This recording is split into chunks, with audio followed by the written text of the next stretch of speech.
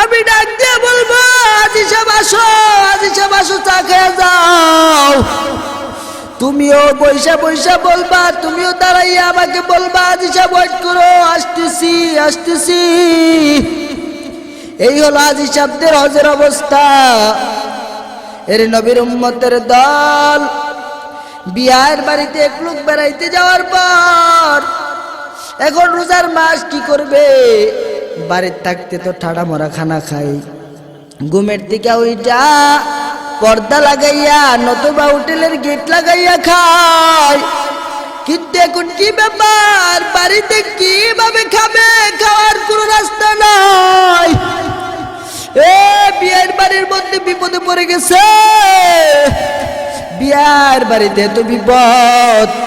এবার বিয়ান রাত্রে ওইটা চিরির সময় ওইটা চিরি খায় আর মনে মনে বলে বিয়ে সাহেব এই সময়টাই তোমাকে দিলাম, সকালে ফজরের পরে ওইটাই বাড়ি চইলা যাব। সকালবেলা ঘুমের থেকে ওইটাই বলে বিয়ে সাহেব বিদায় দেন, তাড়াতাড়ি বিদায় দেন গো, আমাকে তাড়াতাড়ি বিদায় দেন, আমি বাড়ি চলে যাইতে চাই। বিয়ে সাহেব বলে কি ব্যাপার, আপনি কেন বাড়িতে চলে যাইতে চান? মনে মনে বলে আর বিবির কাছে বলে কিরে বিবি, বিয়ে সাহেব তো আগে আমার বাড়িতে বেড়াইতে আসলে ভালো ভালো খাবার পাইয়া 3-4 দিনের কমে বাড়ির নামও নেয় না, ধাক্কায় পাঠাইতে হয়। রোজার মাসে আসলো কি ব্যাপার, কি সমস্যা? বিয়ে সাহেবরে রাখতে চাইলেও কেন যেন থাকতে চায় না। ওই মগা বিয়ার বাড়িতে গিয়া বড় পাগলের মতো বাড়ি আইছে। বাড়ি আইসা কেমন পাগল, সে দুপুরের খানা পর্দার ভিতরে খায়। সিঁড়ির সময় ওঠার সুযোগ হইছে, সিঁড়ির সময় ওঠার সুযোগ হওয়ার পরেও মগাই রোজা রাখলো না। আমার আল্লাহ কত মায়ার কত দয়ার গো, আমার আল্লাহর মতো দয়ার কেউ নাই, কেউ নাই। আমার আল্লাহ যদি বলতো আমি আল্লাহর বিধান রোজা দিলাম, আমি আল্লাহর বিধান নামাজ দিলাম, আমি আল্লাহর বিধান কুরআন দিলাম, আমি আল্লাহর বিধান হজ দিলাম, যাকাত দিলাম, সব দিলাম। এ বান্দা সব কিছু পাওয়ার পরে যদি রোজা না রাখো, আমি আল্লাহ হাত পাগুলি বেঁকা বানাইয়া দিব, তোর 2 ঠোঁট একসাথে জোড়া লাগাইয়া দিব, তুই পানি খাইতে পারবি না। এই নামাজ না পড়লে আমি হাওয়া বাতাস বন্ধ করে দিব, আমি আল্লাহর পানি বন্ধ করে দিব, তোর রিজিক বন্ধ করে দিব। আল্লাহ যদি এরকম ভাবে কোনো পদ্ধতি করে দিত, তাহলে কিয়ামত পর্যন্ত বান্দা যদি মরেও যাইতো রোজা বাদ দিত না, বান্দাটা নামাজ বাদ দিত না, হজ বাদ দিত না, বান্দাটা যাকাত বাদ দিত না, গরিবের হক পাইরা অত্যাচার করতো না। বান্দাটা কোনোদিন জীবনে কোনোদিন মানুষের উপর জুলুম করতো না, ঘুষ খাইতো না, কুরআন তিলাওয়াত করতো, নামাজ পড়তো, আল্লাহর জন্য পাগল হয়ে যাইতো। বান্দারে, কিন্তু দেখা গেল আল্লাহ তাআলা স্বাধীনতা দেওয়ার কারণে, আল্লাহ তোমাকে এত কিছু দেওয়ার কারণে, আল্লাহ তোমাকে কোনোদিন রিজিক বন্ধ করে নাই, ব্যবসার মধ্যে ঠাড়াও ফালাই নাই, গজবও দেই নাই, ধ্বংস করে দেই নাই। তুমি আল্লাহকে আল্লাহ বলে ভাবে চল, তুমি বৃদ্ধাঙ্গুলি দেখাও। রোজা করতে ওয়াদা করেছো আমাদের রব আল্লাহ, আমাদের রব বলেন আল্লাহ। ওই রোজগতে ওয়াদা করার পরেও তুমি আল্লাহকে মানলা না, তুমি তারপরও দুনিয়াতে এসে বৃদ্ধাঙ্গুলি দেখাও। আল্লাহর দেওয়া জানমাল পাইয়া উল্টা পথে দৌড়াও। এ যুবক পায়াত্রাইকে বলে যায়, আমার মাওলারে যদি তুমি ভালো না বাসো, আমার পয়গম্বরের অনুসরণ যদি না করো, যুবক তোমার জীবনটা পুরাটা ধ্বংস হয়ে যাবে। এর নবীর উম্মতের দল সাহাবায়ে কেরাম জান্নাতের টিকিট পায়ও কানতেন। সাহাবায়ে কেরাম জান্নাতে যাওয়ার জন্য তারা নবীর কাছে বারবার আল্লাহর পক্ষ থেকে সালাম পাইছে। আল্লাহর কাছ থেকে সালাম পাওয়ার পর তারপর সাহাবায়ে কেরাম নামাজ ছাড়ে নাই, রোজা ছাড়ে নাই। সাহাবায়ে কেরাম তারপর আল্লাহর জন্য কত পাগল, জাহান্নামের ভয়ে কানতেন। আল্লাহর নবীর সাহাবী হযরতে আবু বকর সিদ্দিক রাদিয়াল্লাহু তাআলা আনহু তিনি একজন আল্লাহর নবীর সবচেয়ে বড় সাহাবী। সবার আগে পুরুষের মধ্যে যে সাহাবী ইসলাম গ্রহণ করলেন, এত দামি একজন আবু বকর, সে একদিন নামাজে দাঁড়ায় কান্নার আওয়াজ, কাঁদতেছেন ফুপাইয়া ফুপাইয়া, চোখ দিয়া পানি গুলি করে পড়তেছে। আবু বকর কান্নার আওয়াজ, পয়গম্বর ডাক দিয়া বলে, ও আবু বকর কেন কান্না করো? আল্লাহর পয়গম্বর যখন আবু বকরের নামাজ শেষে বললেন, এরে আবু বকর কান্নার কারণ কি জানতে চাই? আবু বকর ডাক দিয়া বলে, পয়গম্বর আমি যখন নামাজের মধ্যে দাঁড়ায় গেলাম, নামাজে দাঁড়াইবার পর আমার সামনে এমন একটা কোরআনের আয়াত এসে গেল, আমার সামনে এমন একটা কোরআনের আয়াত, ওই কোরআনের আয়াত পরে আমি আবু বকর নিজেকে ধরে রাখতে পারি নাই গো নবী, আমি কান্নার আওয়াজ কাঁদতেছি। ও পয়গম্বর আমার এমন কান্না, আমি আয়াত পরে আমার নিজেকে ধরে রাখতে পারি না রে নবী আমার, আমি ওই আয়াত পরে পরে কান্নার আওয়াজ। পয়গম্বর বলে, কোন আয়াত পরে কান্না করে আমাকে একটু শোনাইবানি? নবী আমার যখন এই কথাটা বললেন, পয়গম্বরের সামনে আবু বকর ডাক দিয়ে বলে, ও পয়গম্বর গো, আমি যখন নামাজে দাঁড়াইলাম আয়াত পড়তে পড়তে এমন একটা জায়গার মধ্যে এসে গেলেন, ইন্নাল্লাহ আশতারা মিনাল মুমিনিনা আনফুসাকুম ওয়া আমওয়ালাহুম বিআন্না লাহুমুল জান্নাহ। পয়গম্বর আমার ডাক দিয়া মুস্কি হাসি দিয়া বলে, আবু বকর এটা তো সুসংবাদের ব্যাপার, সুসংবাদের ব্যাপার, তুমি তারপরও কেন কান্নার আওয়াজ দাও? এ আবু বকর কেন কান্না করো? আল্লাহ তাআলা বলেছে মুমিনের জানমাল কিনে নিছে, আল্লাহ তাআলা বলেছেন মুমিনের জান আর মাল আল্লাহ তাআলা কিনে নিলেন, বিনিময় তাদেরকে জান্নাত দান করলেন। এত বড় সুসংবাদের কথা শোনার পর তারপরে তুমি কেন কান্না করো?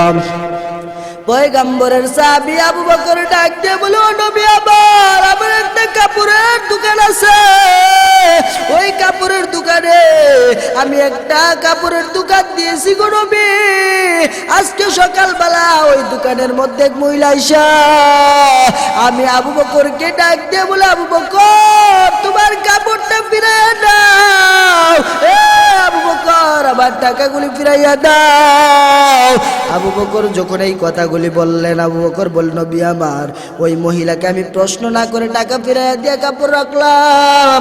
তারপরে মহিলাকে জিজ্ঞাসা করলাম, ও আম্মা জান আমার কাপড় কেন আমাকে ফিরাইয়া দিলেন?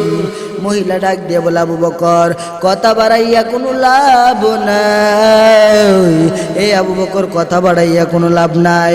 এরে আবু বকর আমি পয়গম্বর, আমার পয়গম্বরকে আবু বকর ডাক দিয়া বলে, নবী আমার ওই মহিলা বলে, আবু বকর কথা বাড়াইয়া লাভ নাই, আপনার দোকানের কাপড় আমার পছন্দ হয় নাই। এরে নবীর উম্মতের দল, পয়গম্বরের সাহাবী আবু বকর বলে, ও নবী আমার যেই দিন হাসরের মাঠ কায়েম হয়ে যাবে, যেদিন হাসরের মাঠ কায়েম হবে গো নবী, আবার আল্লাহর কাছে গিয়ে দাঁড়া যাব, ওই দিন যদি আবার আল্লাহর সামনে দাঁড়াইবার পর আল্লাহ তাআলা যদি ডাক দিয়ে বলে, আবু বকর তোর জানমাল ফিরাইয়া দাও, তোর জান্নাতটা আমাকে ফিরাইয়া দাও। ও নবী আমি যদি আল্লাহকে প্রশ্ন করে বলি, আল্লাহ আমি কেন জানমাল ফিরাইয়া দিব, জানমাল কেন ফিরাইয়া নিব, জান্নাতটা কেন ফিরাইয়া দিব রে মালিক? আপনি তো আমার কাছে জান্নাতটা বিক্রি করেছেন। ও নবী আমার, আর আমার আল্লাহ যদি ডাক দিয়ে বলে, এ আবু বকর কথা বাড়াইও না, দুনিয়ার জমিনে তুমি যে ইবাদত করেছো আমার কাছে পছন্দ হয় নাই, দুনিয়ার জগতে তুমি যে আমল করেছো আমার কাছে ভালো লাগে নাই, তোমার ঈমান আমার পছন্দ হয় নাই রে আবু বকর, নাও নাও তোমার জানমাল তুমি ফিরায় নাও, জান্নাতটা আমারে ফিরায় দাও। ও নবী জবাব দেন, আমি আবু বকরের তখন কি উপায়? আমি আবু বকরের তখন কি অবস্থা হয়ে যাবে।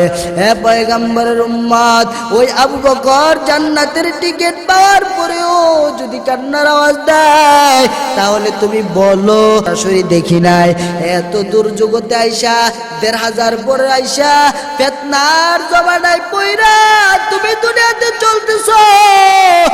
তুমি রাস্তায় চলো, ব্যানারির মতো ব্যানারির দিকে তাকাও। মা বোনেরা, পর্দার অন্তরালের মাগো, তুমিও তো ব্যানারি হইয়া উলঙ্গ হইয়া বেপর্দা হইয়া তুমিও তো চলতেছ, উল্টা পাল্টা জীবন কাটাইতেছ।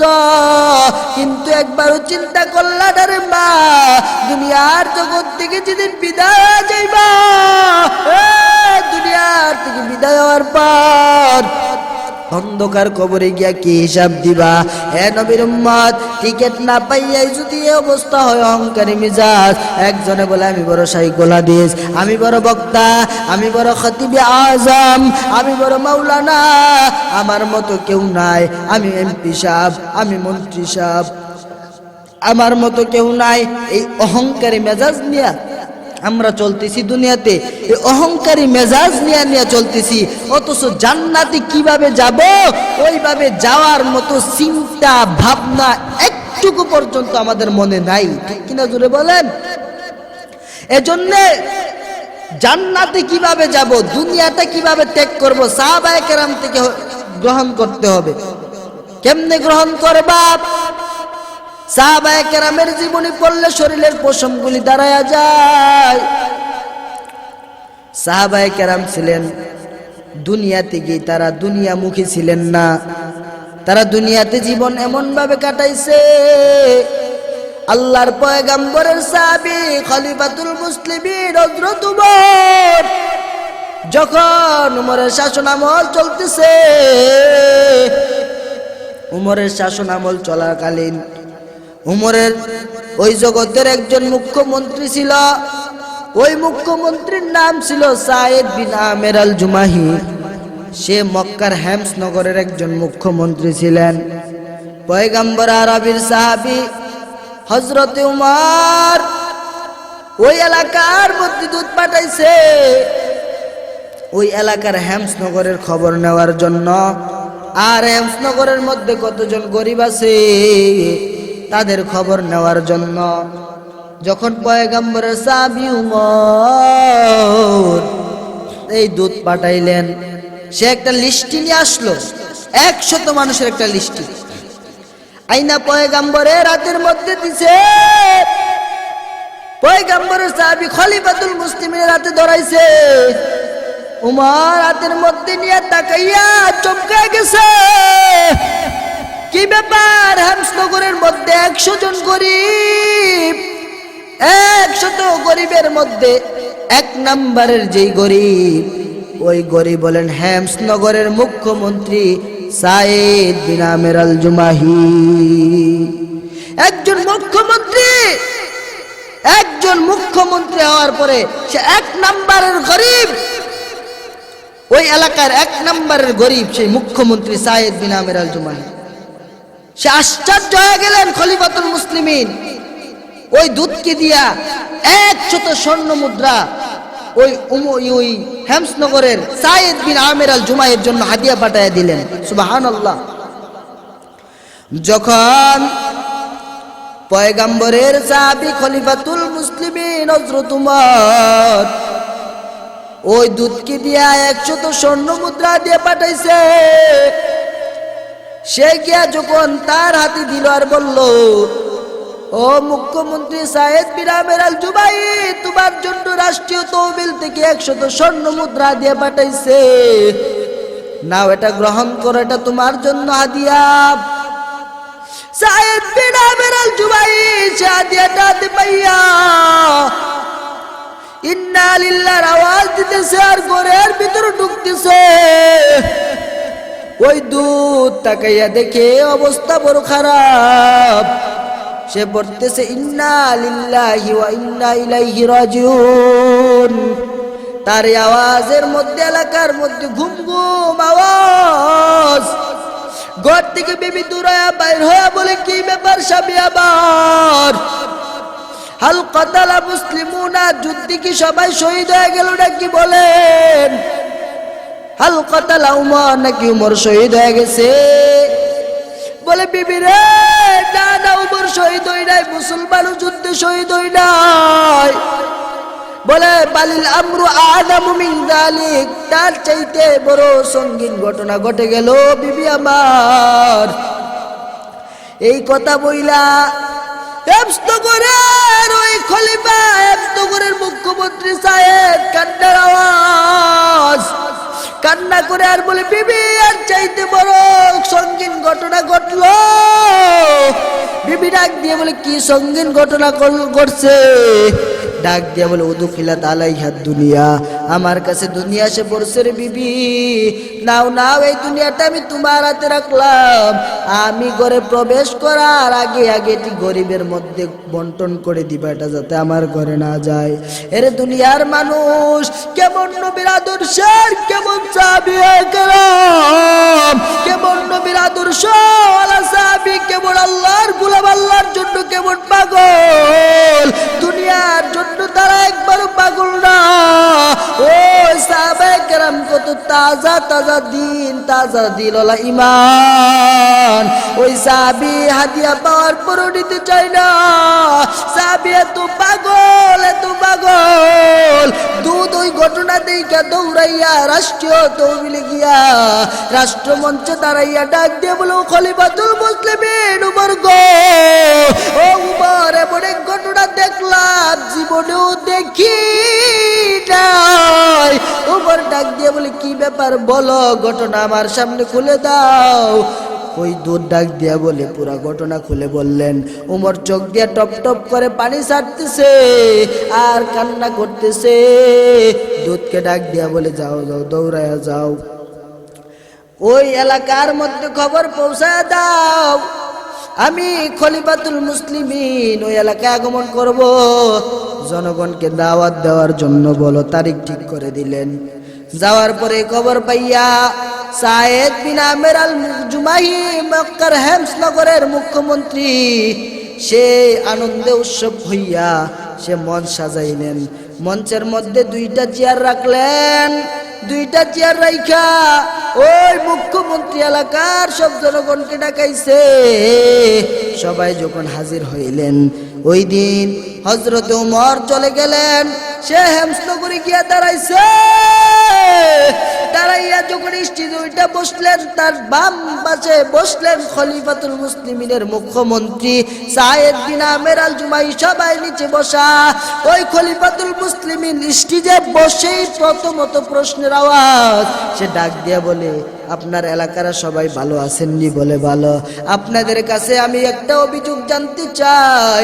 বলেন, আপনাদের মুখ্যমন্ত্রী সায়েদ বিন আমের আল জুমাহি, তার ব্যাপারে কারো কোনো অভিযোগ আসেনি? আমাকে একটু জবাব দেন। এ নবীর উম্মতের দল, এক কোণার থেকে একজন দাঁড়াইয়া ডাক দিয়ে বলে, খলিফাতুল মুসলিমিন গো, আমার একটা অভিযোগ আছে, আমার এক নাম্বার একটা অভিযোগ আছে। বলে, কি অভিযোগ বলো। আবার ওই পাশে দিকে আর একজন দাঁড়াইয়া গেলেন।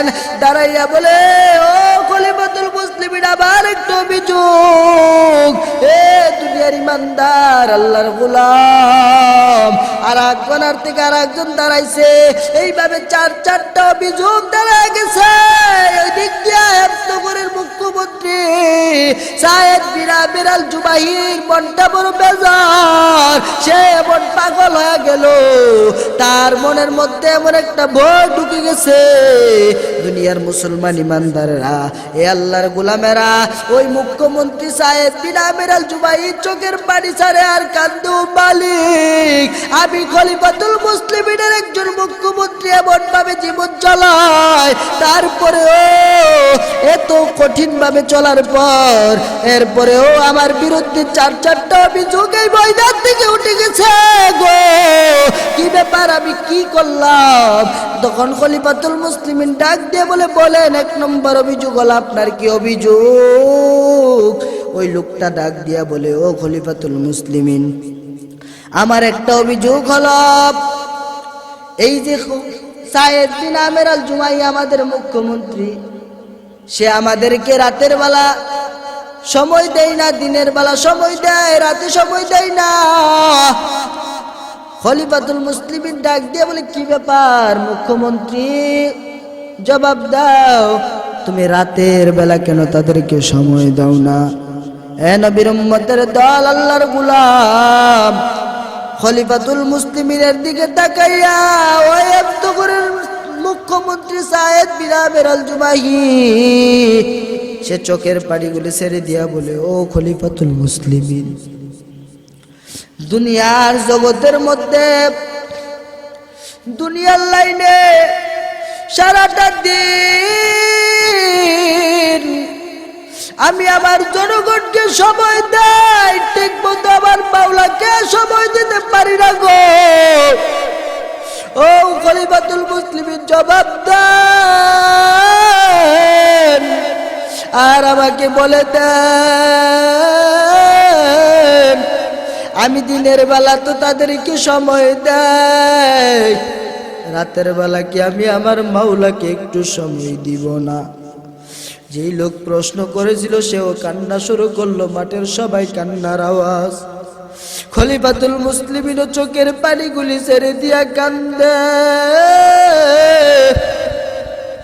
আবার প্রশ্ন করে বলে, ও মুখ্যমন্ত্রী,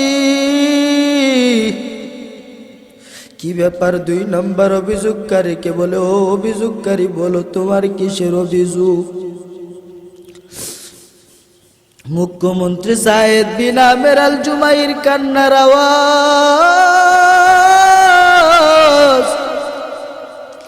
কি ব্যাপার, কি অভিযোগ আমার ব্যাপারে?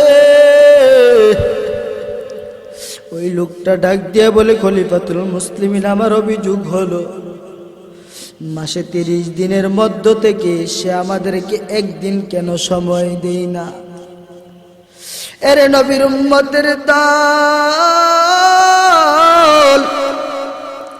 খলিফাতুল মুসলিমিনের কাছে জবাব দিয়া সায়েদ বিন আমের আল জুমাহি বলে, ও খলিফাতুল মুসলিমিন, আমি তাদেরকে মাসে 29 দিন সময় দেই, একদিন কেন দেই না? তার জবাবটা আমার থেকে শুনে নেন। আমি সায়েদ বিন আমের আল জুমাইর, আমার একটা মাত্র কাপড়, আমার একটা মাত্র কাপড়, আমার আর কাপড় নাই। এই কাপড়টা পরে পরে আমি 29 দিন পর্যন্ত আমার জাতি, আমার যে মানুষ আছে জনগণ, তাদেরকে সময় দেয়। এ নবীর উম্মতের দল, আর মাসে একটা দিন আমি কাপড়টা ধুয়া দেই, আমি এটাকে পরিষ্কার করে ধুয়ে দেই একটা দিন। আমি এই কাপড়টা একদিন ধোয়ার কারণে আমি অফিসে আসতে পারি না, আমি তাদের সাথে সাক্ষাৎ করতে পারি না। সবাই মিলে কান্নার আওয়াজ শুরু করছে। খলিফাতুল মুসলিমিন কাঁদে, নবীর উম্মত, অথচ তাকাইয়া দেখো আমাদের এলাকার, আমাদের দেশ বিদেশ, সারা দুনিয়ার আজকে হালত। এক একটা এমপি সাহেব সকালবেলা একটা কাপড়, দুপুরবেলা আর একটা, বিকালবেলা আর একটা, একটার পর একটা কাপড় চেঞ্জ করে করে ঘন্টার পর ঘন্টা কাপড় পাল্টায়। তারা নিজেদের জন্য বড় ব্যস্ত, নিজের বাড়ি গাড়ি করার জন্য ব্যস্ত। অথচ নবীর সাহাবায়ে কেরামের কেমন আদর্শ, কেমন আদর্শ! এ নবীর উম্মতের দল, ওই সাহাবায়ে কেরামের কতদিন তাদের ঈমান কেমন মজবুত, আল্লাহর জন্য কেমন পাগল! ওই মানুষগুলি দুনিয়া চাই না, সরকারিভাবে হাদিয়া পাওয়ার পরেও নিতে চায় না। আর আমরা জনগণের টাকা, মাল, ধন সম্পদ লুটে নেই, জনগণের উপর জুলুম করে দাবি মানতে চাই না। দুনিয়াতে উল্টা পাল্টা জিন্দেগি চালাই, জীবনটার কোনো দাম নাই। যদি দুনিয়ার থেকে বিদায় হয়ে যায়, বলুন তো দেখি কিভাবে জবাব দিবেন আল্লাহর কাছে? এই দুনিয়াটা কিছুই না রে মুমিন, এই দুনিয়ার কোনো দাম নাই, এই দুনিয়াটা আল্লাহর কাছে কোনো দামি না। আর দুনিয়া ও সিজনুল মুমিন ও জান্নাতুল কাফির, দুনিয়াটা হলো মুমিনের জন্য জেলখানা, আর কাফেরদের জন্য হলো বালাখানা। রে মুমিন, এই দুনিয়ার মধ্যে থাকতে চাওয়ার পর গোলামি করতে হবে আল্লাহর। কবরের সাবানা দিয়ে কবরে যাও, যদি কবরের সামানা নিয়ে না যাও, দুনিয়াতে জীবনটারে কাটাইয়া 10 তলা বিল্ডিং এর মালিক হইতে পারবা, 20 তলা 30 তলা বিল্ডিং এর মালিক হইতে পারবা, কিন্তু সাবধান সাবধান, আল্লাহকে কিন্তু পাইবা না। কারণ আল্লাহকে পাইতে চাইলে ইবাদতের প্রয়োজন, ইবাদত না করলে, আল্লাহর গোলামি না করলে জান্নাতে যাওয়া সম্ভব না। আপনি মনে করেন আপনার বাড়িতে একটা কাজের মানুষ আনলেন, তাকে জমিনে নিয়ে গেলেন, জমিনের আইলে দাঁড়াইয়া ওই মানুষটাকে বললেন, আমার এই জমিটার মধ্যে তুমি কাজ করবা সারাদিন। কিন্তু ওই মানুষটা ওই জমিতে কাজ না কইরা অপর আর একজনের জমিতে কাজ করছে। বলুন তো দেখি, বিকাল শেষে আপনি যাওয়ার পরে তাকায় যদি দেখেন আপনার কোনো কাজ হয় নাই, তাকায় যদি দেখেন আপনার কোনো উপকার হয় নাই, আপনার ক্ষেতের কাজ খেতেই রয়ে গেছে, আপনি বলুন তো দেখি, আপনি ওই কর্মচারীর বেতন দিবেন নাকি তার উপর রাগ করবেন, 3 বেলা খাওয়ানোর জন্য আর পাল্টা তাকে জরিমানা করবেন? এ নবীর উম্মতের দল,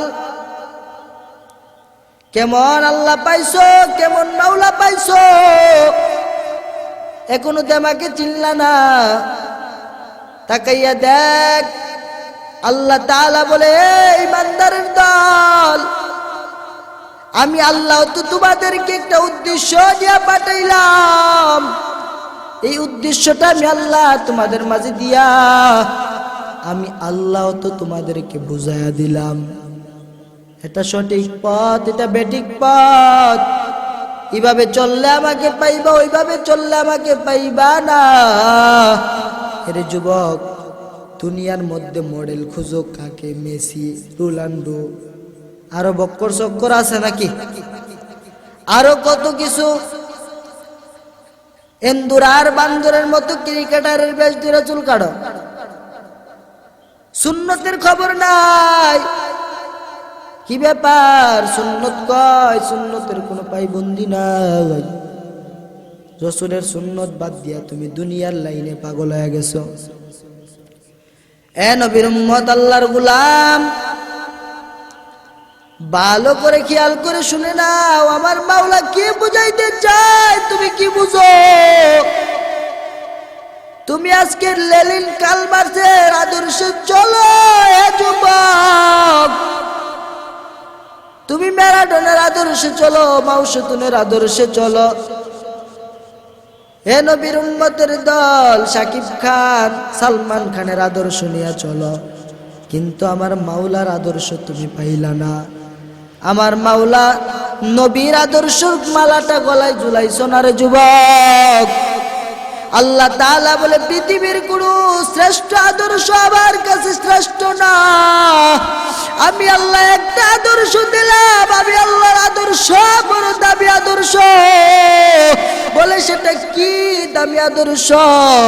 আল্লাহ তাআলা ডাক দিয়া বলে, ওয়ামা আরসালনাকা ইল্লা রাহমাতাল লিল আলামিন।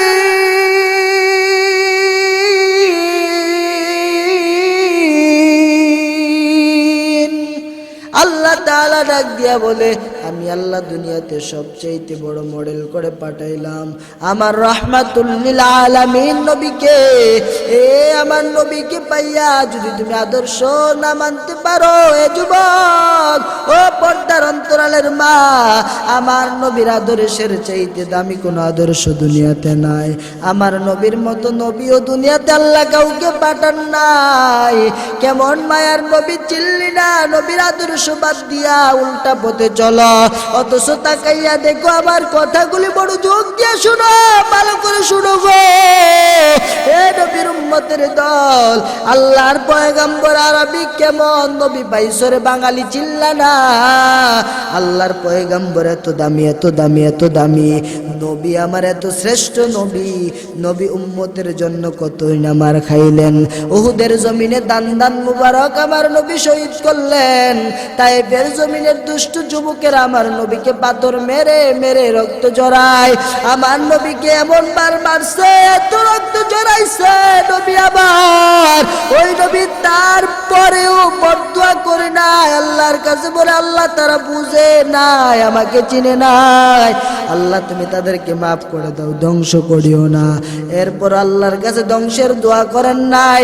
এমন একজন নবী পাইছো যে নবীর মা নাই, বাবাও নাই, যেই নবীর বাবা নাই, মা নাই, বড় এতিম।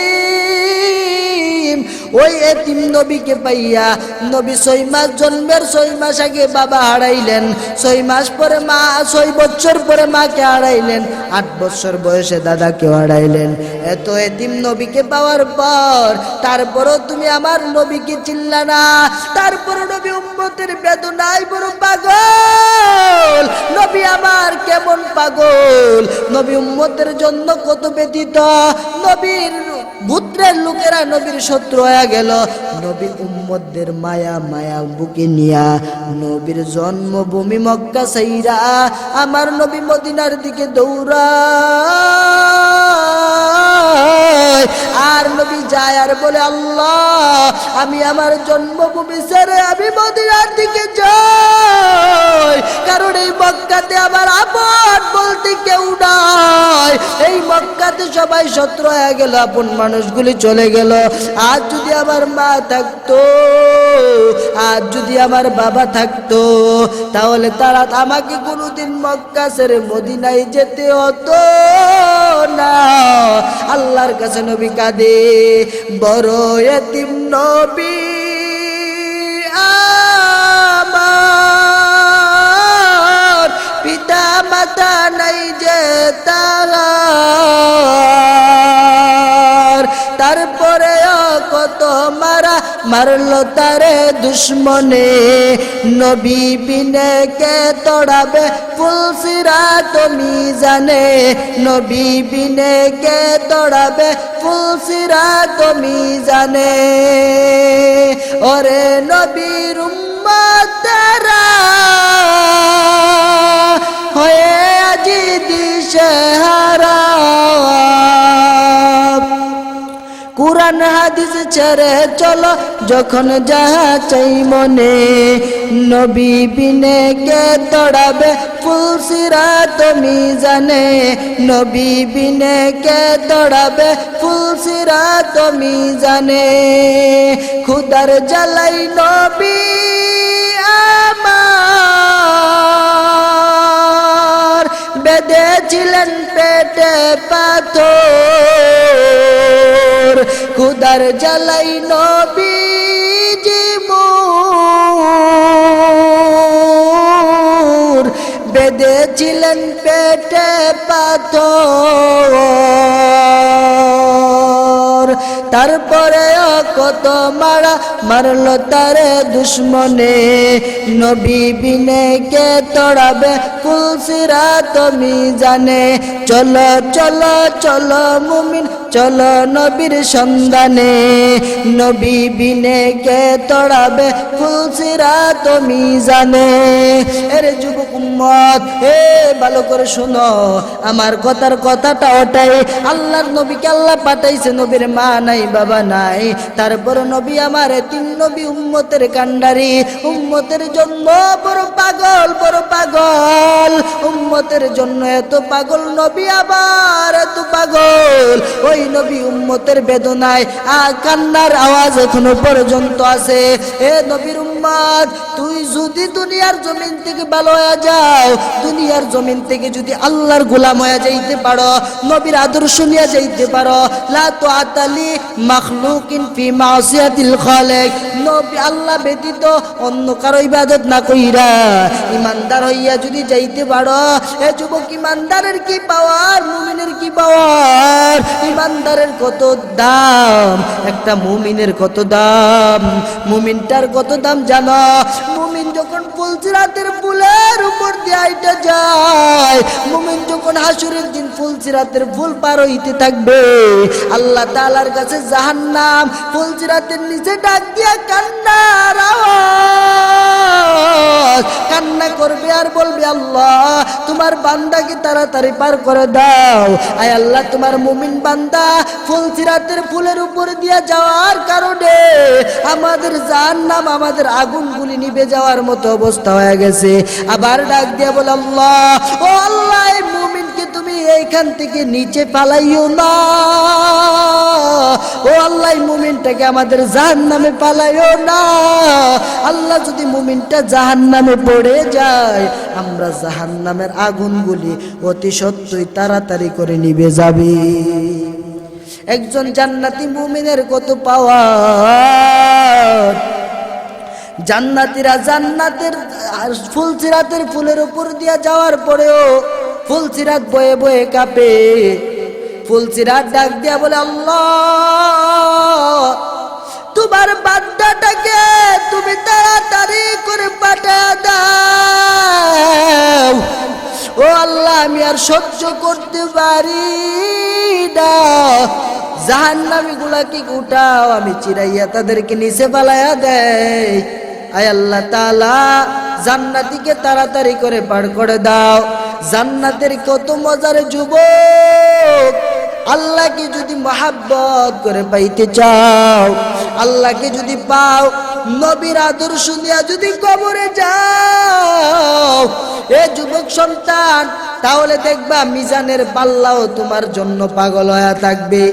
এ নবীর উম্মতের দল, দুনিয়াতে আল্লাহকে ভুলে তুমি যেই পথে দৌড়াও, তুমি যেই নারীর জন্য পাগল, প্রেমিকার জন্য পাগল, ওই প্রেমিকা তোমার জান্নাতে নিয়ে যাইতে পারবে না।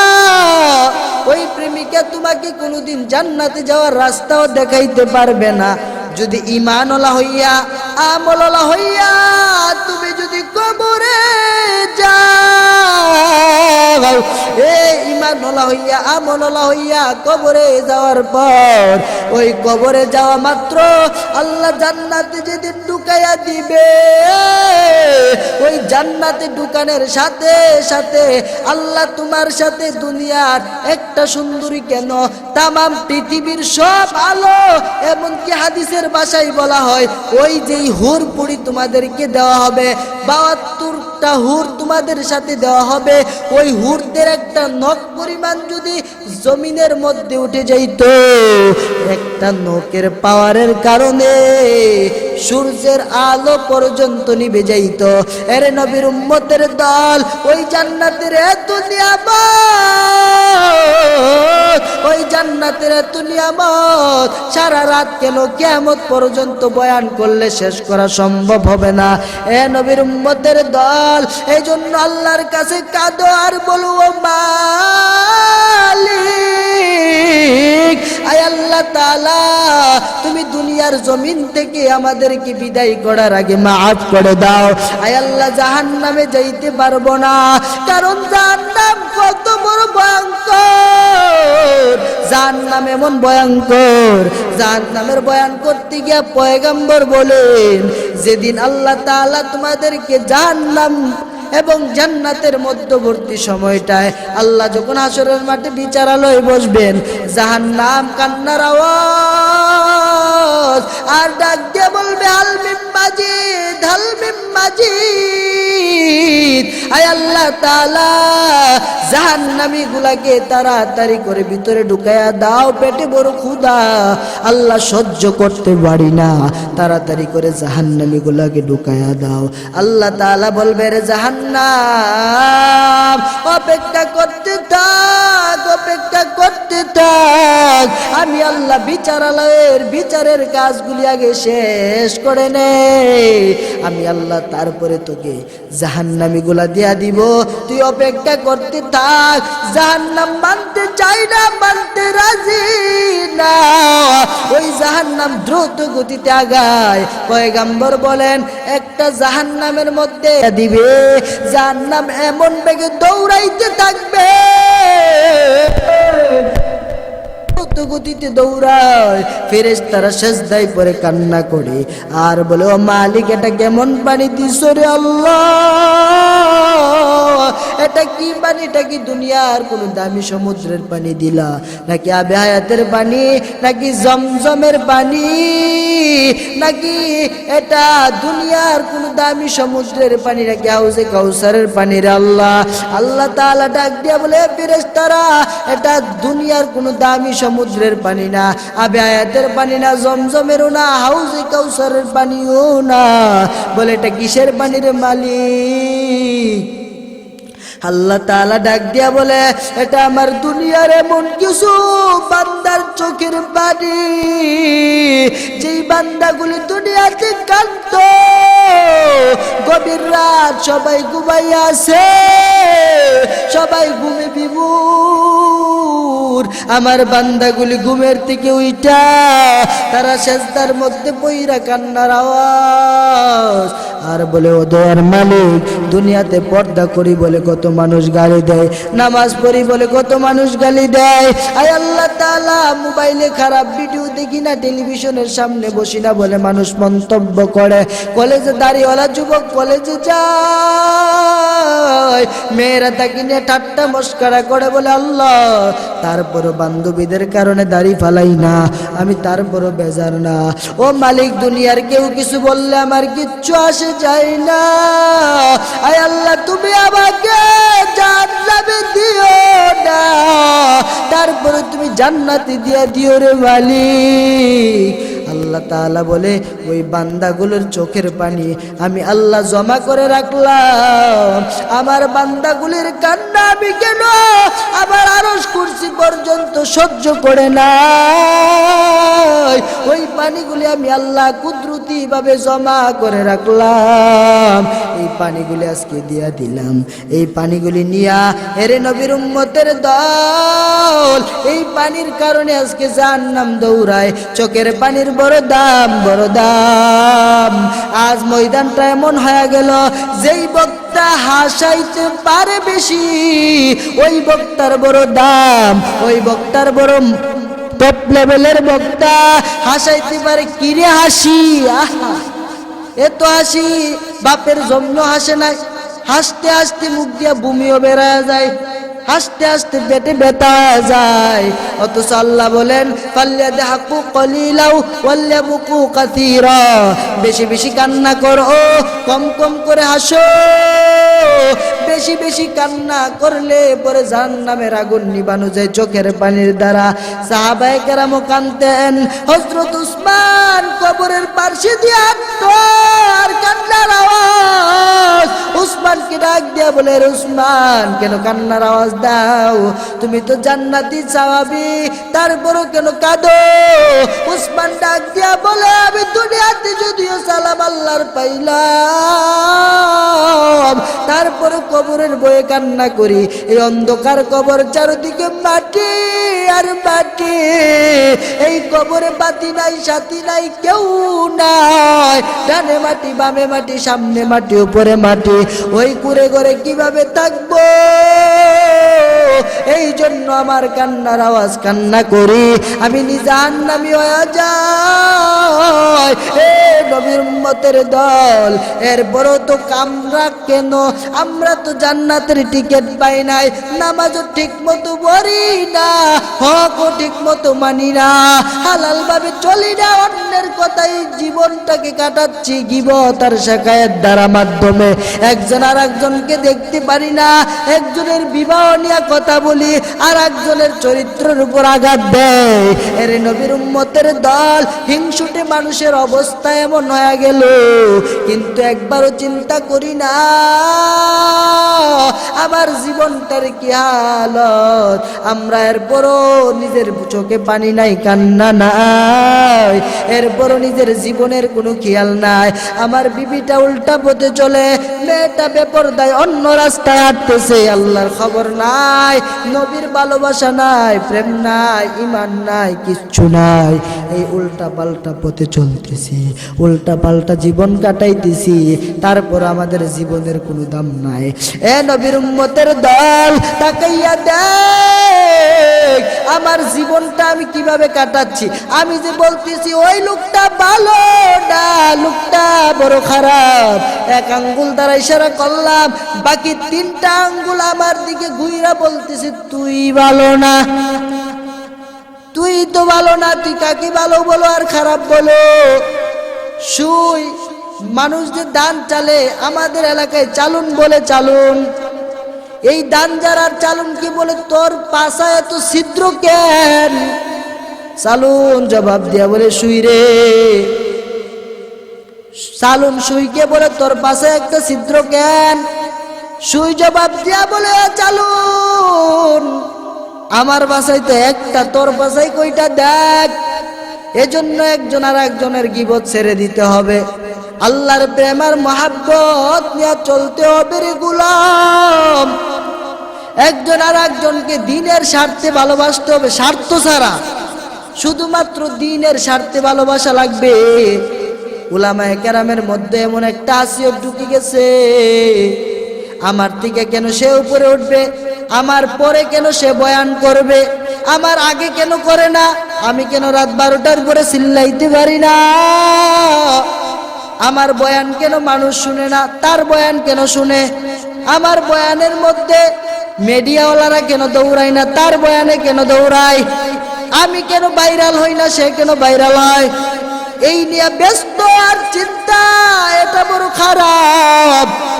এ মুসলমান, আমার ধারণা থাকতে হবে, আমার আল্লাহকে যদি আমি খুশি করতে পারি, আমার মাওলাকে যদি ভালোবাসতে পারি, আমাকে আল্লাহ রাত 12টা নয় 1টা নয় ফজরের পরেও প্রধান বক্তা বানাইয়া, বড় বানাইয়া আল্লাহ স্টেজে বসাইতে পারে কি পারে না? এ নবীর উম্মত, আমি এলাকার সিনিয়র বক্তা, সে কেন আমার পরে বয়ান করে? তার বয়স তো মাত্র কয়েকদিন, বক্তার দিক দিকে তো আমি বড়। আইরে অহংকারী মেজাজ, এই মেজাজটা ভিতর থেকে নামাইতে হবে। আল্লাহ তাআলা যাকে যেইভাবে যেই সময় কবুল করে, তুমি ঠেকাবার কে? আল্লাহ বলে আমি যদি কাউকে উপরের দিকে টানি, দুনিয়ার সবাই যদি তাকে নিচে ধরে টানতে থাকে, কোনো দিক নামানো সম্ভব না। আর আমি আল্লাহ যদি কাউকে ডাবায়া দেয়, সে উপরে ওঠা সম্ভব না। এ বান্দা, কাউকে কেউ মার দিতে পারে না, কাউকে কেউ ডাবাইতেও পারে না, সব খেলা হচ্ছে আল্লাহর কাছে। রাতের অন্ধকার গভীরে বৈশাখ কান্দ আর বলো মালিক আল্লাহ গো, আমি দুনিয়ার জমিনে বড় অপরাধী, বড় অপরাধী, আমার মতো গুনাহগার কেউ নাই রে মালিক আল্লাহ।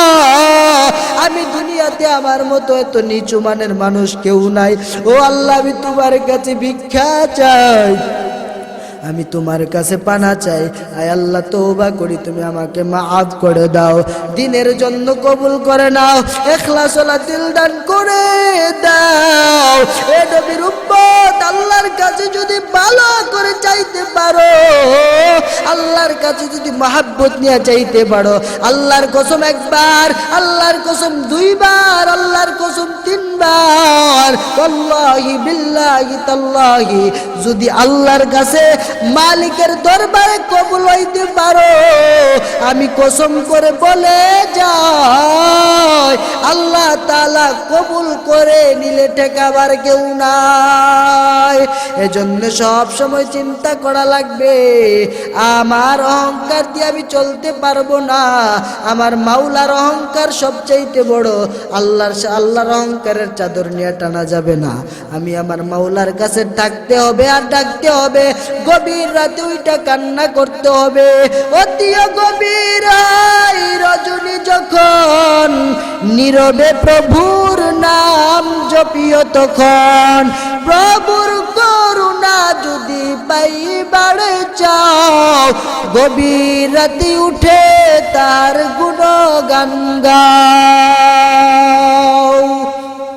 এ নবীর উম্মত, এজন্য অহংকারী মিজাজ নামাও, আল্লাহর কাছে চাও, কুরআন তিলাওয়াত করো, জিকির করো, তাসবিহ পড়ো, 5 ওয়াক্ত নামাজ পড়ো, সুন্নত পড়ো, ইশরাক পড়ো, আওয়াবিন পড়ো, তাহাজ্জুদ গুজার হও, গভীর রাতে কান্নাওয়ালা চক্ষু বানাও, দেখবা আল্লাহর কাছে দামি হয়ে যাইবা।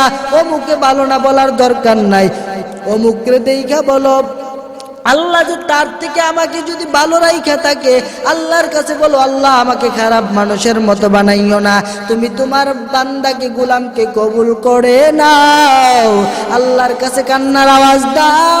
এ নবীর উম্মত, তাকাইয়া দেখো না অহংকার করে ফেরাউনের কি অবস্থা, অহংকার করতে করতে নিজের জীবন শেষ। এ অহংকার দিয়ে এমন অবস্থা হয়েছে তারা পোকামাকড়ও ধরে না, তারে পোকামাকড়ও ঘৃণা করে। ফেরাউনের লাশটা দেখো মিশর জাদুঘরে, খাইনা মাকড় পোকা মাছি সবাই ঘৃণা করে। হৃদয় থাকিবে যার নম্রতা সদা, রহমত আসিবে সেটা প্রভুর ওয়াদা। উঁচু জমিন থেকে পানি নিচু জমিনে যায়, তেমনি খুদার রহমত আসে নম্রতার হৃদয়। বুক বিলাসের বাড়ি গাড়ি পড়ে রবে সব, বুক বিলাসের বাড়ি গাড়ি পড়ে রবে সব, থাকতে সময় স্মরণ করো আল্লাহ আমার রব, থাকতে সময় স্মরণ করো আল্লাহ আমার রব। আল্লাহর বিশ্বাস, আল্লাহর উপরে বিশ্বাস রাইখা জিন্দেগি চালাও, দেখবা জীবন পরিবর্তন হয়ে যাবে। কারণ আল্লাহ তাআলা, তুমি ধারণা করতেছো আল্লাহ অনর্থক পৃথিবীতে পাঠাইছে, আপা হাসিবিতুম আন্নামা খালাকনাকুম আবাস, তুমি ভাবতেছো আল্লাহ অনর্থক তোমাকে পাঠাইছে। এ যুবক, আল্লাহ অনর্থক পাঠাই নাই, আল্লাহ তোমাকে কেন পাঠাইছেন? আল্লাহ বলেন ওয়ামা খালাকতুল জিন্না ওয়াল ইনসা ইল্লা